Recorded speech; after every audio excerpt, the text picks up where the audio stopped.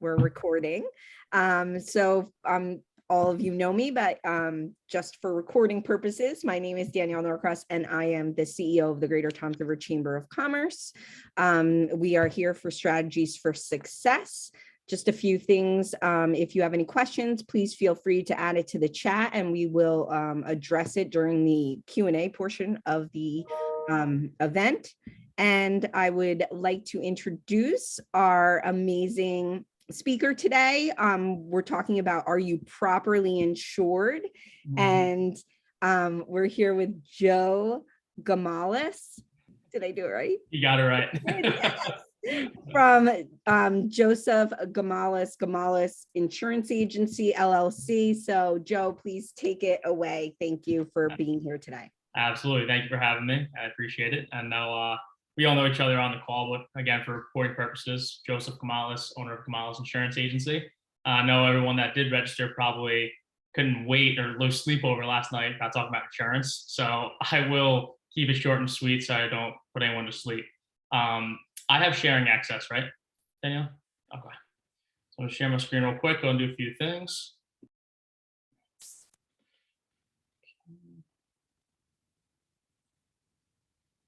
All right. All right. So are you properly insured? That's the topic of today. And my name is Joseph Gyumolcs again, Gyumolcs Insurance Agency. We're based out of Brielle, New Jersey, but we do business in New Jersey, Pennsylvania, New York, Texas, a few other states, all different types of insurance, but we're going to focus solely on homeowners insurance right now and just look at some key factors that you should pay attention to. And we're not going to go into too much stuff, but do some high level overview. So to start, what is changing? What has changed? So as everyone knows, inflation is continuously rising in the United States, and it's directly impacting the insurance industry as well. So you may see on your renewals coming up for the homeowners that you'll see a rate increase. That's pretty much across the board with any carrier you're using. Okay, main factors, a couple here, $20 billion in losses to homes from weather-related disasters in 2021. So that's going to play a big factor as well. Material goods for new residential constructions up 18.6% from last year. Asphalt roofing material prices are up 16.3% over last year, and the prices of lumber and wood products are up 6.2%. So with this being the current marketplace, I would highly recommend reviewing your current homeowners insurance to make sure that the replacement cost, which we're going to go over briefly, is adequate for your coverages, because if God forbid something happens, and an extreme example, let's say your house burns down, you do not want to be coming out of pocket tens of thousands of dollars to replace your home. You want to make sure you're adequately covered for what happens. Okay. So a few core homeowner coverages we're going to go into. These 5 coverages are on every homeowner's policy you'll see. They don't change. These are the core. Then there's a few endorsements we'll talk about after that I'd recommend. Okay, but at a high level overview, replacement cost is the total cost to rebuild your house from scratch, reflecting today's prices, construction methods, and building codes. So we'll stick with this example through these coverages, but say your house does burn down, that's the total amount that the company will give you to rebuild your home to similar like structure. Okay. Now, personal property is everything that you have within your house, your clothes, your furniture, appliances. And if there's a fire, you want to make sure that everything is covered in there adequately. Now, I always recommend to all of my clients, when you move into your house, or if you've been in your house for a while, just take a quick video as well of all your contents or pictures of everything, just to have some extra evidence. Because if you don't have receipts, or if you don't, everything's digital now, but you always want to have a second, just cover yourself, God forbid, right? But that's personal property. Loss of use is if there's a covered loss on your homeowners and you have to live somewhere else temporarily. This will pay for food and lodging. All right. Now, the average rent in New Jersey is around $3,000 a month right now, and it's been going up for the past 2 years. But with that being said, I would minimum, when you're looking at your homeowner's policy, I always recommend a minimum right now of $72,000 there in that coverage limit. If you can, I do at least $108,000, because then you cover 3 years of rent. And then if it's a little less than 3 years, you have some food coverage there too. But the last thing you want to do is be displaced from your home and then be coming out of pocket for those rental costs. Okay.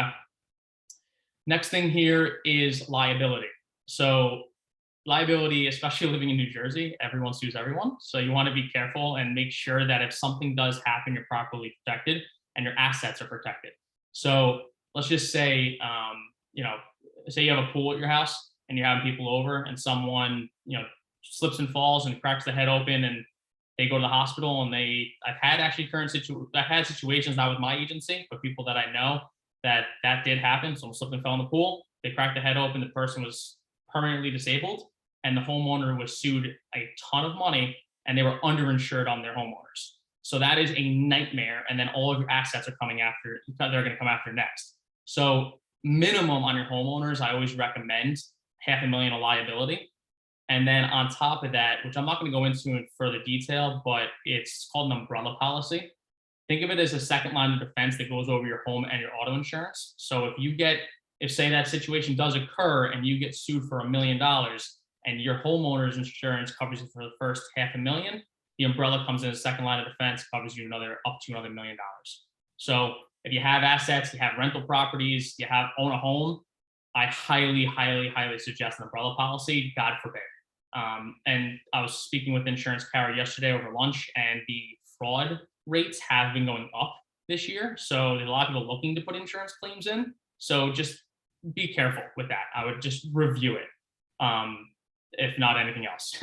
And the last one is medical payments. So that is medical payments to other people. So if you have, like Marina, you were having people over for Greek Easter.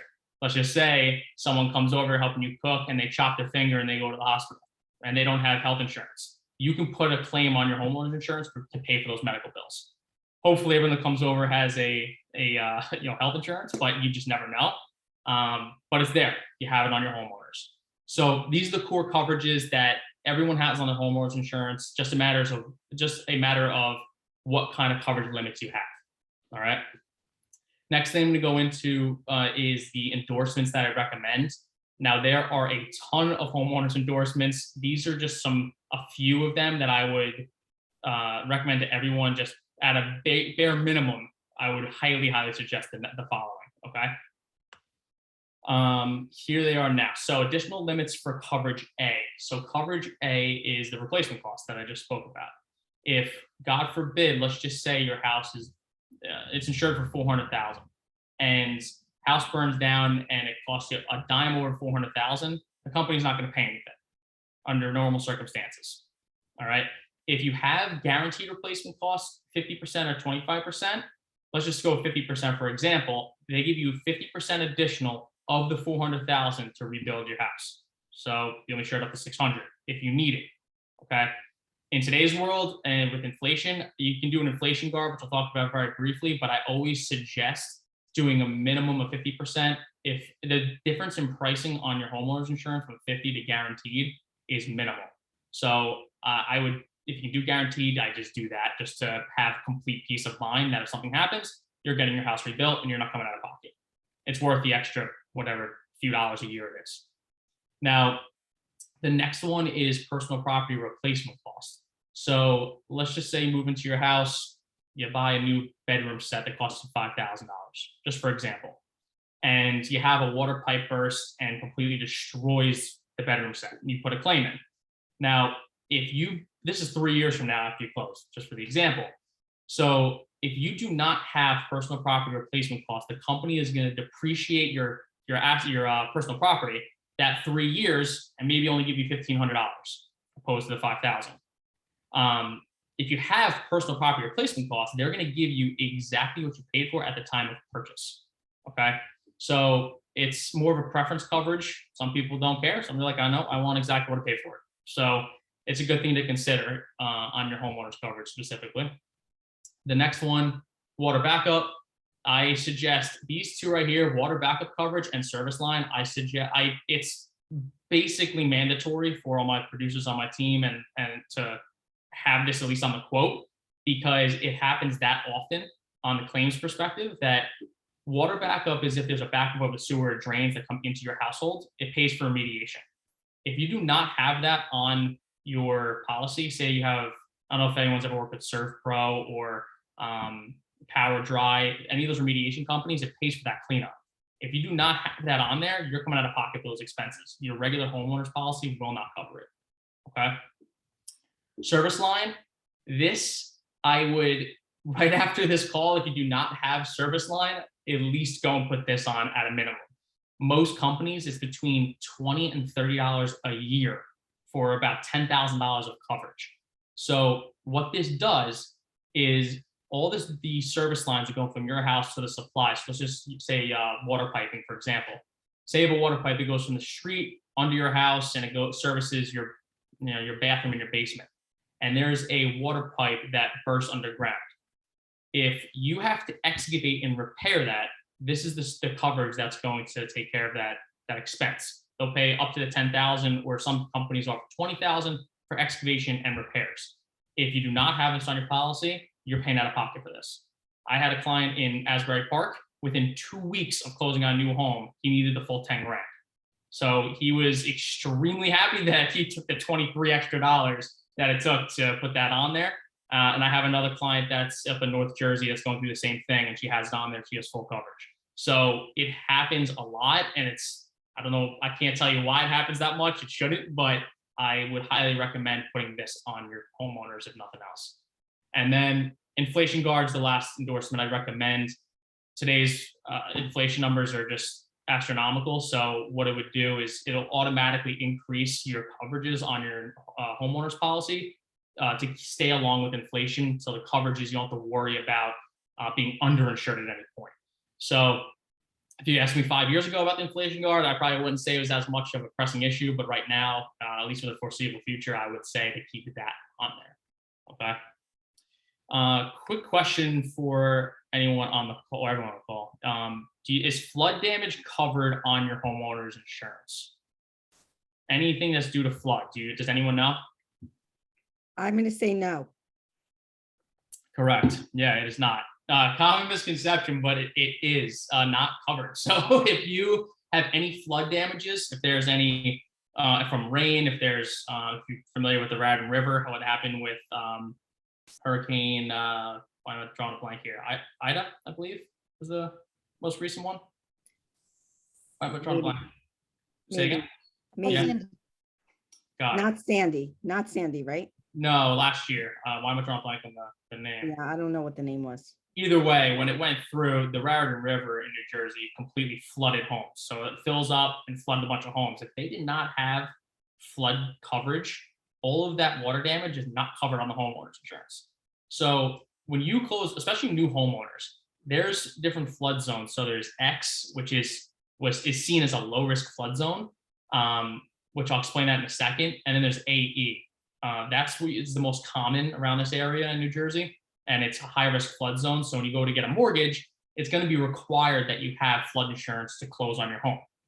Now, the X zones is mortgage companies unintentionally give a false sense of security to homeowners, because with an X zone, they say, no, you don't need flood insurance. So they're like, oh, I don't need it. There's nothing going to happen. But as the NFIP, as of 2022, they estimate that 60% of all X-zoned homes will flood this year in 2022. So those people closing on homes that, oh no, I'm good, I don't need it for closing, but you still should have it. So I would recommend checking your flood zone, talk to your insurance agent or reach out to me. It takes 2 seconds to check, and it'll save you a world of headaches if there is any floods. Okay. Next thing, just a little tidbit to go into is annual reviews. I would just say to make sure you work with your agent and make sure that you're doing annual reviews on your policy. Things change in the insurance world. I wouldn't say daily, but it's very frequent. So you want to make sure you're keeping up with what's changing in insurance, as well as your lifestyle progresses. Because as someone grows and accumulates more assets, if you end up getting some additional properties, you want to make sure that the whole picture is insured and the right thing's being done for you, and you're not losing out on any advantages of working with someone that can look at it consistently. Okay. And that's it for now. So any questions for anyone right now? Joe, I have a question. course. The medical payment portion, how much coverage would you recommend for that? So some companies, a lot of companies, they max out at either 5 or 10,000. I would say just to do the max, 5 or 10,000, because the pricing between the minimum of 1,000 on that to 5,000 or 10 is a few dollars a year. It's very small. So it doesn't make sense not to. It's like you don't buy one cup of coffee the entire year and it pays for the coverage. So, Right. Okay. yeah. Mhm. Okay. Does anybody else have any questions? I have a question. Go ahead, Denise. So I forget the name of the category, but you said like if a water main breaks, that's your responsibility, which I've been a homeowner for years and I really just found this out recently. Yeah, service line. Okay. So are power lines included in that, or is that part of like the power company? Like if a power line is down and it's, because I have literally a power line that goes right to the side of my house. Yes, there could be coverage there too. I would Okay. recommend checking with whichever insurance carrier you're with, just checking their guidelines to make sure that the specifics are covered. But it's really all utility lines in general. So it's water, Okay. gas, and electric. So Okay, thank you. you're welcome. Joe, it's Lisa. Way back in the day, I had a house when I was a single mom, and I had a slow leak behind a wall that went to the basement. Okay. Didn't realize it, and then mold was created, and my insurance company said it wasn't covered because, I don't know, you're supposed to know these things, have x-ray vision or something. Would any type of coverage would have covered that? That's a tricky question. So when you have mold, there is mold coverage on homeowners coverage that can cover for certain types of mold. But when there's a continuous leak and it's been there for a while, most, if not all, insurance companies will decline the claim if it's been there for a long period of time. So Yeah, I it was would, like electrical. Yeah. yeah, before I started my insurance company, I was with another carrier, I'm not gonna name the name. That exact situation happened where there was a leak behind the wall and it was there for a few months. The insurance carrier came out, there was mold that accumulated. It's been there too long and it was excluded. Now, I just had a client that put in a claim from their home, water leak. And the second they told me they had a water leak that was going from the upstairs bathroom down into the second floor and then into the garage, I said to get the plumber out there ASAP. Stop, like mitigate the water, make sure it's taken care of, and just start the claim right away. Because if you wait too long to put a claim in and you have the claims adjuster come out and mold already started, you're playing with a fine line of having a claim not be paid out. But he got the plumber there right away, and he opened up the walls and took pictures and documented everything. So an insurance adjuster came out. He goes, "Man, okay, you're good. This is exactly what you're covered for. Boom, done." But the insurance adjuster even told him, "Good thing you did this right away, because he pretty much said exactly what situation you're talking about." So I would suggest just making sure you're working with someone that is on top of the ball. I tell all of my clients, if there's any claims, call me immediately. Don't wait. Anything that's questionable, just call me, because then I can consult you on what to do. And if for some reason, if I don't know, I have specific underwriters and claims reps I can speak to that can help as well. So yeah, hopefully that answers your question. It's a long answer, but hopefully that answers it. Yes, thank you. You're welcome. Joe, on that water backup endorsement, Mhm. like you said, we must have had it on mine, because when my water heater broke down the basement and I brought Surf Pro and stuff, everything was covered. Yeah, so you must Like have had they an covered endorsement. all the thing. Yeah. Yeah, So that's a good, yeah. it's a great coverage. Vouch It's, for that. Yeah. it's well worth it for sure. Mhm. Thanks. Joe, can you just tell us a little bit about what you handle at your agency?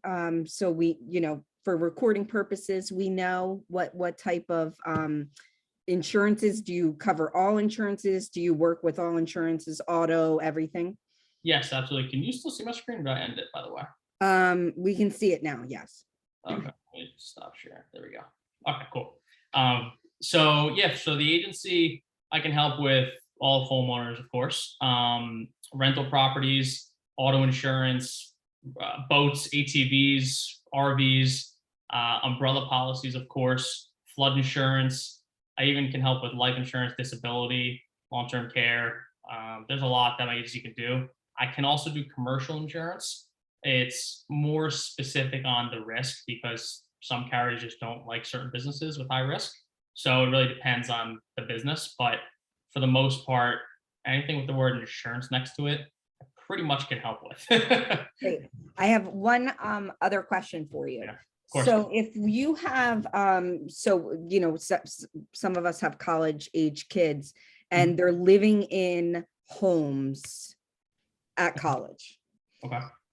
Should there be rental insurance? Like, so how to best cover them? What is your suggestion there? I would definitely say to get their own renter's policy. They're super cheap and it'll cover them for liability. It'll cover their personal property because if there's, God forbid, something gets stolen, I mean, you're in college, stuff happens. Right. There's a fire and all the personal property is gone, it's gone. I mean, unless the homeowner has, because not even homeowners, so we reframe that. The person on rental properties, when you have a rental property, most of the time, there's no personal property coverage on rental properties. Okay. So the tenant is responsible for their personal property. They may have some coverage for furnishing, but that's just their furniture for the most part, furniture and appliances. But everyone's personal property is really on their own when they go to rent. So I would recommend definitely getting their own and making sure that the liability is adequate too, because God forbid if they get stuck in a situation where, we all went to college at some point or we're in that situation, kids are not smart sometimes and make some decisions. So if you get stuck in a lawsuit, you want to make sure that you have something. It's not going to be the end all be all, but it's another layer that can help. So. Okay, that's great advice. So renters insurance, that's what we would be looking Renters, for. correct. Okay. Yep. And to cover personal property like laptops, that kind of stuff. Yep. Personal property, laptops, clothing, pretty much anything they bring into their dorm or their house. They can Okay, great. put on there. And when it comes to renters, that's pretty much the bulk of the cost is the personal property anyway. So Okay. it can be as low as 5,000 go up to whatever you need. So Okay. All right, great. Thank you. welcome. Does anybody else have any additional questions? Yes. One more question, kind of similar to the age. So my son's going to be 21 next month and he's on our insurance and now my daughter's on our car insurance also. I'm speaking of car insurance. Is it generally cheaper if he gets his own plan for him or he's going to be 21? Got it. Does he, if you don't want to tell me, you don't have to, does he have any accidents, violations, anything like that? No. Okay. So clean record. That's good. Yeah. I would say to check both. Okay. See what it is to add him onto yours and then see what it is to do on his own. Because once you're 25, you're technically seen as not a youthful operator anymore or inexperienced. Oh, that's what I meant. Okay. So I thought at 21 that might start, but okay. No, 25. So, but also at the same time, when you have insurance on your own, it's almost like building a credit score in a way. So the more history you have, the better it is. So if it's even a little more, if it's astronomical, keep them on yours. But if it's a little more expensive, but you can start and it's affordable and you build up that credit, because then when he gets to 25, it'll drop in for price even further. I would recommend that too. But I would check both. I wouldn't just, if you want to kick them off, kick them off. But yeah. I want them off, Joe. I want them off. Okay. I got kicked off mine when I was young too. So yeah, he's making money on his own now. So I'm like, it's time. Okay, thank you. You're welcome. Hey, a lot of us have animals. What about pet insurance? Do you? Pet insurance is actually the one thing that I actually don't do. I have access to it, but I just I don't write it. I have a good friend works with another company that I actually refer the business to that does a very good job. They've been doing pet insurance for years, so that's his niche. So he can help out if you need an introduction. I can make an introduction for you. So with that being said, Joe, if your dog bit somebody in your house, that would be covered under the medical property. Is that what it is? So you'd have coverage under the medical payment. Yeah. Medical payments. And then if they sue you, that's under your liability. Okay. So, and to keep in mind, especially for the reporting, if you have, there's a couple of dog breeds, but pit bulls, Rottweilers, those dogs, you're usually ineligible for homeowners insurance, or you have to go with a carrier that has a max liability of 100,000. Oh, wow. Really? Yeah, I think the only other company that will write pit bulls that I'm aware of is State Farm, which I actually worked for when I was younger. So it's like they're a great company, but they'll write the pit bulls and trampolines, which is Okay. random. The trampolines we have, that's a huge liability too for the homeowners. So Lisa, I don't think your dog's gonna be biting anybody. no, that no, you're good. So cute. Okay, is there any other additional questions for Joe?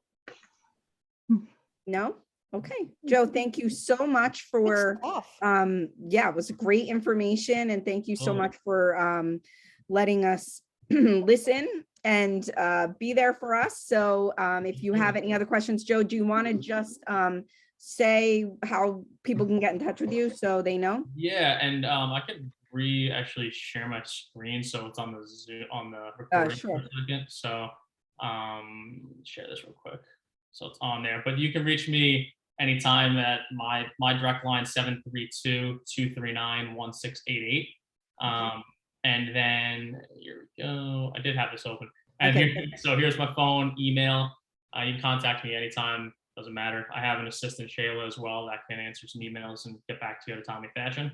So I have Instagram as well, Gyumolcs Insurance Agency. Use the spelling here because good luck on your own. Facebook, all on social media as well. So if you need anything, feel free to reach out. Any questions or just need to pick my brain, feel free to reach out. Awesome. Thank you, Joe. We appreciate it. You're welcome. Thanks for Joe, having is me. that a new logo? Yes. Yeah. Just gonna say, send me your new logo if you can email it to me. Will do. I'll send Okay. it so Yeah. Okay. Nice. Everyone enjoy this weather. It's gorgeous finally. Mhm. Thank Spring. you. Thanks It's for your finally time. Spring. Thanks, Thank you, Joe. Thanks, Thanks everyone. so much, Joe. Bye.